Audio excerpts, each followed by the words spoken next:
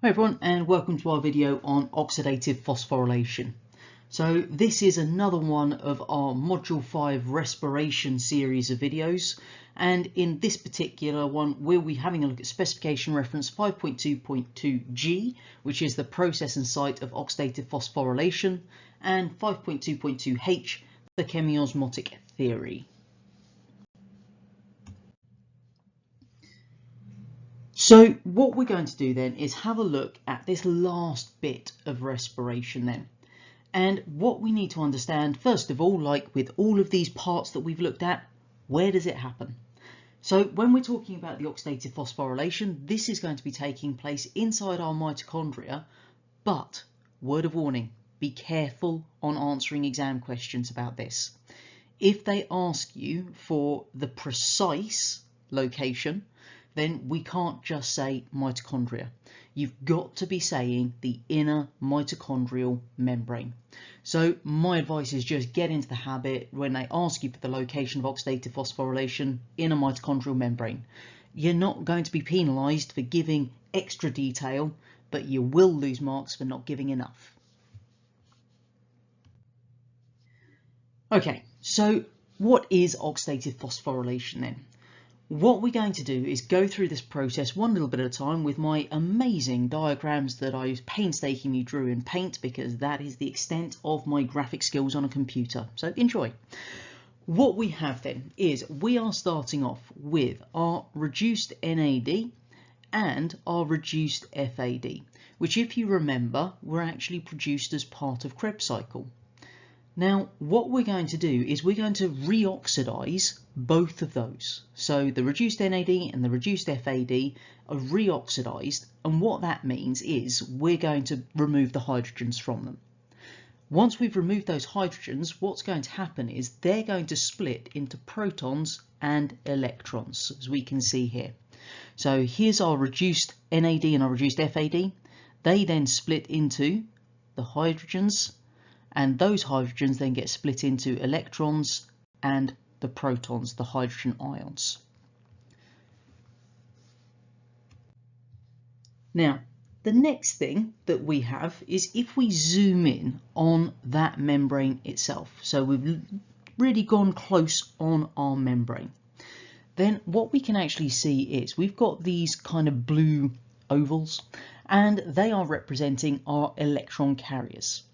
Now, each of these electron carriers actually contains a cofactor, which is a heme group. And hopefully remember, when we're talking about heme groups, these contain ions. So what's going to happen is we're going to have our little hydrogens that have obviously been removed in that process of reoxidation of the reduced NAD and reduced FAD. They've been split into the protons and the electrons. And then what's going to happen is the ion is going to gain an electron and become reduced. That ion is then going to donate the electron to the next electron carrier. So we reoxidize the first one as the next one in the chain becomes reduced. So what we see is our electron comes in to our first little electron carrier here. That is obviously going to reduce it, because it's gaining electrons, and hopefully we remember from lower down the school, good old oil rig. So reduction is the gain of electrons. So as that ion in the heme group gains an electron, it becomes reduced. Those electrons are then going to move down through those carriers. So what we can see is those little electrons are passed from one carrier to the next. And as they're doing so, what's actually happening is we're reoxidizing the initial one, if you like, and we're then reducing the next electron carrier in the chain. So what we find is that as they're moving along, they're actually releasing some energy. And that energy is going to actually be used to pump the protons across the inner membrane into the intermembrane space. So what's going to happen is as those electrons move down through those electron carriers, our hydrogen ions are then going to be pumped through into the intermembrane space, this kind of bluey bit here. Because remember, this bit here is the inner mitochondrial membrane, and down there is the outer mitochondrial membrane. So this blue section here is the intermembrane space. Okay, so what that leads to is an accumulation of protons in the intermembrane space, because we're pumping all of these protons across the inner membrane into the intermembrane space. Therefore, we're getting this accumulation, this build-up of protons. As a result, we end up with a proton gradient across that membrane. And this is what generates that chemiosmotic potential, which is sometimes referred to as a proton motive force, or PMF. So what we actually have then, with this concentration of hydrogen ions inside that intermembrane space increasing, is the ability then to have diffusion. So those protons that have accumulated are going to diffuse through these specific channels which are associated with the enzyme ATP synthase. And as those hydrogen ions, or the protons, diffuse through those channels, it's going to drive the ATP synthase to produce the ATP. And when we talk about that chemiosmosis, it is that flow of protons. So we can see it happening here. There's our little hydrogen ion, our proton, flowing through the channel. It then comes out the other side, where we also have our electrons, because they've reached the end of the electron transport chain. So the electrons, hydrogen ions or protons, will recombine with some oxygen in order to form a water molecule. And at the same time, we're going to see ADP and an inorganic phosphate combining together to form ATP. So what we've got then is oxygen acting as what we term the final electron acceptor. And this is one of those key points that you really need to remember about this. So when we're looking at respiration as a whole process, the final electron acceptor in it is oxygen. And all that means is that at the very end of this process, it's combining with those electrons and of course the protons to form that water molecule. And think back to the most basic version of respiration that we looked at back in the lower school. Then we obviously said that we start with our glucose and we're reacting that with our oxygen, and we're going to make carbon dioxide and water. So here is where our oxygen is having another little role. It's accepting those electrons at the end, and we're making the water at the end of this.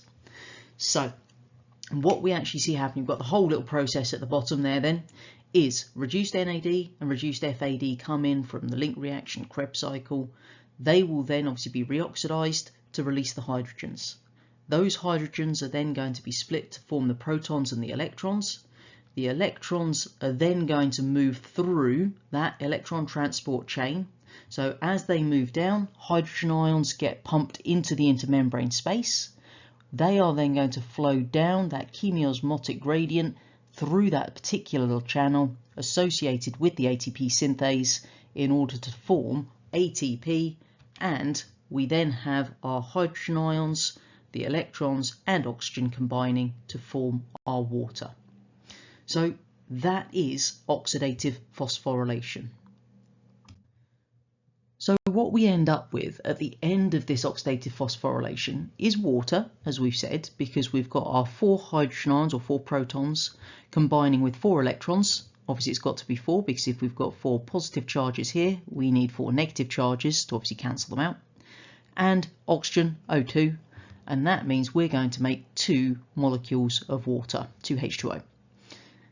Alongside that, that flow of the protons through the channel associated with the ATP synthase is actually capable of generating 28 molecules of ATP per glucose.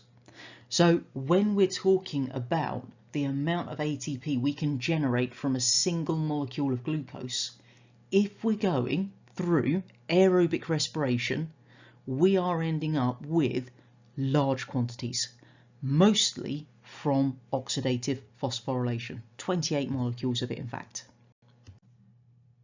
But don't forget, it's not just oxidative phosphorylation that generates ATP in aerobic respiration. So I've given you our little table here which just summarises all of those different stages of respiration we've looked at over the past few videos and how many molecules of ATP they make per glucose. So if we go back to our first video that we did on the process, which was glycolysis, there was that net gain of 2 ATP. Remember, we actually generated 4, but 2 were used in the process. So net gain of 2. Link reaction generates no ATP. Krebs cycle will generate 2 ATP because remember, it's 1 molecule of ATP on each turn. And because 1 glucose produces obviously the 2 pyruvates, which become the 2 acetyl-CoAs, that means that we have 2 turns of Krebs, therefore 2 ATP there. And then, as we've just looked at, 28 molecules of ATP per glucose through oxidative phosphorylation.